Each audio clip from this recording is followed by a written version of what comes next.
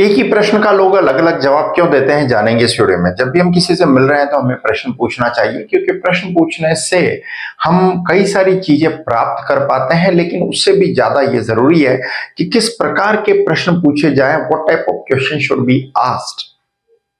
ये सीखना बहुत ज्यादा हमारे लिए जरूरी है। अगर इंफॉर्मेशन बेस्ड क्वेश्चन पूछे जा रहे हैं, दो प्रकार के क्वेश्चंस हम डिवाइड कर सकते हैं।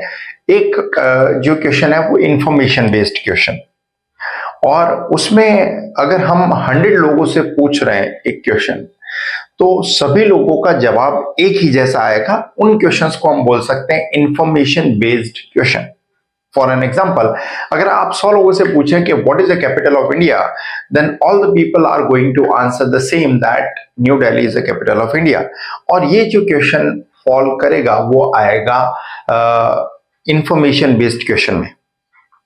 लेकिन दूसरे प्रकार के क्वेश्चन जो कि बहुत ही ज्यादा इंपॉर्टेंट है हमारे लिए लोगों से पूछना, और वो है wisdom based question. Wisdom based question में सभी लोगों का आंसर अलग अलग आएगा और उनका आंसर बेस्ड होगा एक्सपीरियंस पर। फॉर एन एग्जाम्पल, अगर आप लोगों से पूछें व्हाट इज लाइफ, तो जिन लोगों का आंसर पॉजिटिव है, उनका जीवन को लेकर बहुत बढ़िया शानदार अच्छा अनुभव रहा है, तो वो जीवन को एक उत्सव बनाएंगे या आनंदमय एक यात्रा बताएंगे, तो उनका आंसर ऐसा होगा।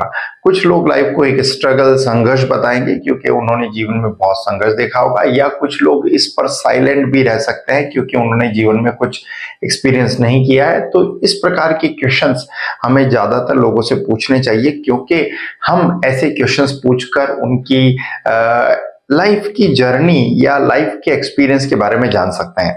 तो आज की कहानी इतनी इंपॉर्टेंट है, इतनी शानदार है कि अगर लास्ट तक आप इसे देखेंगे तो आप एक ऐसे कंक्लूजन पर पहुंच सकते हैं जहां आप प्राइस को कोई फिक्स ना रखकर लोगों के एक्सपीरियंस बेस्ड पर आप पहुंच पाएंगे। तो कहानी है हीरे के एक व्यापारी के बारे में, जो बहुत ही विशेषज्ञ माना जाता है अपने शहर में। काफी लोग उनसे सलाह मशवरा करने के लिए हीरो के बारे में पहुंचते हैं, लेकिन एक बीमारी के चलते उनकी जो मृत्यु है बहुत अल्प आयु में ही हो जाती है, और मृत्यु के बाद उनका बेटा और उनकी पत्नी जो है पीछे सर्वाइवल के लिए है।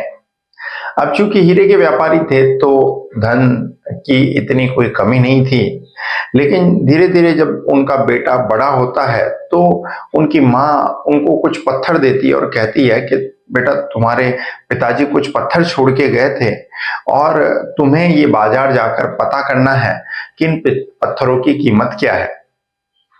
बट ध्यान रहे कि तुम्हें ये पत्थर बेचने नहीं है, सिर्फ कीमत पता करके आना है और मुझे बताना है।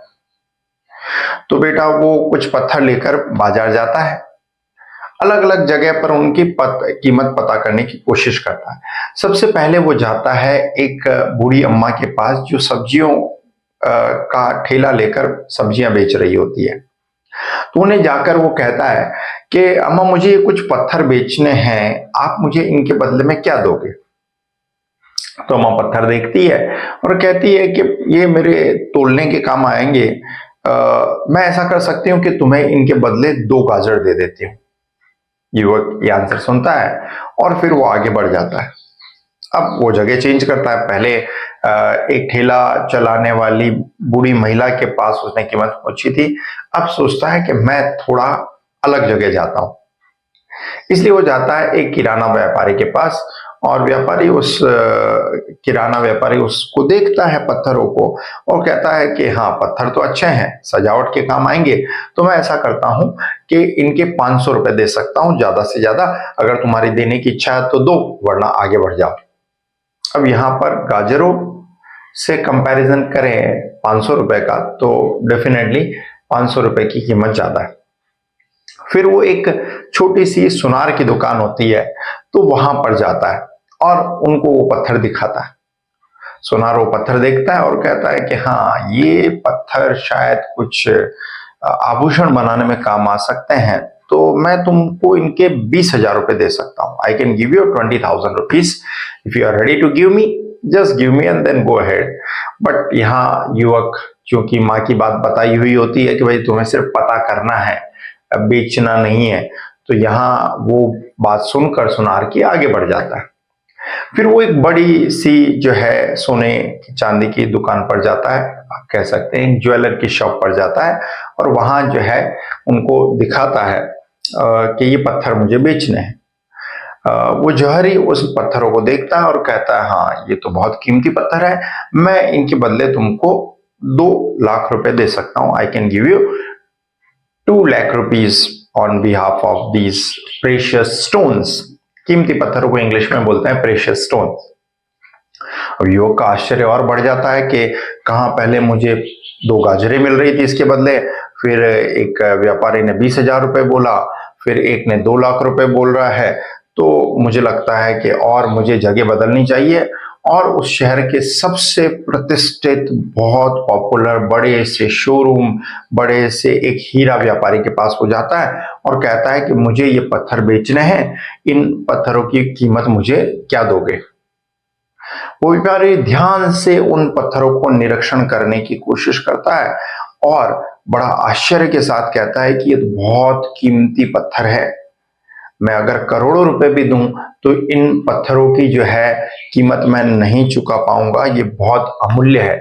ये जानकर युवक बहुत आश्चर्य में पड़ जाता है और कहता है कि सेम पत्थरों की कीमत कहाँ मुझे 2 गाजरें मिल रही थी, और ये हीरे का व्यापारी जो है ये कह रहा है कि करोड़ों रुपए देने के बावजूद भी मैं इन पत्थरों की कीमत नहीं चुका पाऊंगा। वो अपनी माँ के पास पहुंचता है और कहता है कि इस प्रकार के अलग अलग आंसर मिलने की वजह क्या है।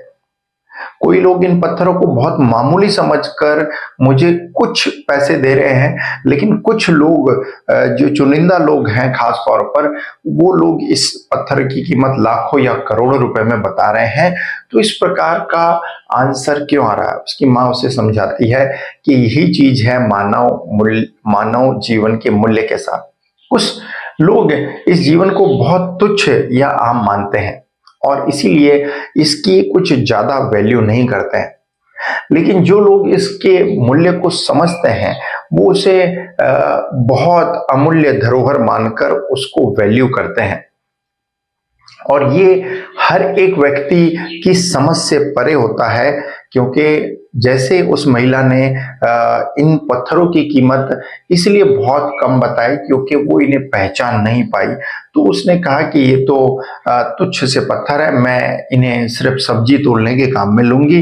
किराने के व्यापारी ने कहा मैं सजावट के काम में लूंगा। थोड़ा जो अच्छा सुनार था उसने कहा कि हाँ मैं आभूषणों के काम में लूंगा।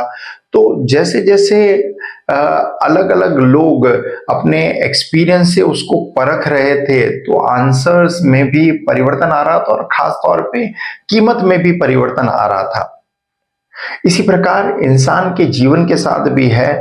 हर एक इंसान जीवन का मूल्य सेम नहीं समझता है, लेकिन हाँ जो लास्ट व्यापारी, जो हीरे का प्रतिष्ठित व्यापारी था, जो शहर में सबसे बड़ा अपना शोरूम चला रहा था, उसने इनकी कीमत करोड़ों में क्यों कही, क्योंकि वो इसकी असली कीमत समझता था। और ये बहुत ही ज्यादा जरूरी है कि हर इंसान जो है जीवन की कीमत को समझे, जीवन को अमूल्य माने और फिर जिए। क्योंकि अगर उसे हम तुच्छ सा मानकर जीते रहते हैं तो आप कह सकते हैं कि जो करोड़ों रुपए के हीरे हैं वो गाजरों के बदले बेचकर आप बस हल्के से पैसे में आप अपना जीवन यापन करेंगे। लेकिन अगर उसे की कीमत को जिस व्यक्ति ने समझ लिया, वो उसे अमूल्य मानकर डेफिनेटली उसका बहुत ज्यादा फायदा लाइफ में उठा पाएगा।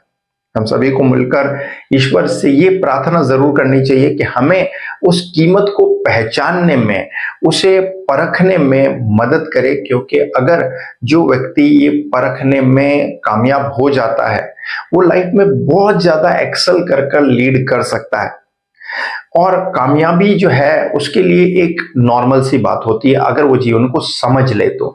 लेकिन जो व्यक्ति इस जीवन की कीमत को नहीं समझ पाता, उसे बहुत तुच्छ सा समझकर जीवन जीता रहता है, और शायद वो जो कीमती हीरे के पत्थर है, जो एक अमूल्य धरोहर है, उसका सही से यूटिलाइजेशन नहीं कर पाता। तो इस कहानी से हमें ये इंसाइट डेवलप जरूर करनी चाहिए और खास तौर पर हमें उस जौहरी तक पहुंचने की भी जरूरत है जो हमें ये पत्थरों की कीमत, या हम पत्थरों से तात्पर्य यहाँ पर ले रहे हैं हमारे जीवन का जो मूल्य समझने में मदद कर सके। Because somewhere we need a person in a life who can help us to develop that insight, who can really tell what is the price of that human life, and definitely उनकी मदद से ही हम वो insight life में develop कर कर आगे बढ़ सकते हैं। आई बिलीव उस कहानी की मदद से आप वो इंसाइट अपने अंदर डेवलप करने की कोशिश शुरू कर पाएंगे। कहानी अच्छी लगी तो फैमिली मेंबर्स और फ्रेंड्स को जरूर शेयर करें और चैनल पर नए हैं तो सब्सक्राइब करें ताकि और भी ऐसी यूजफुल वीडियोस देख पाएं। Ultimately thanks for watching.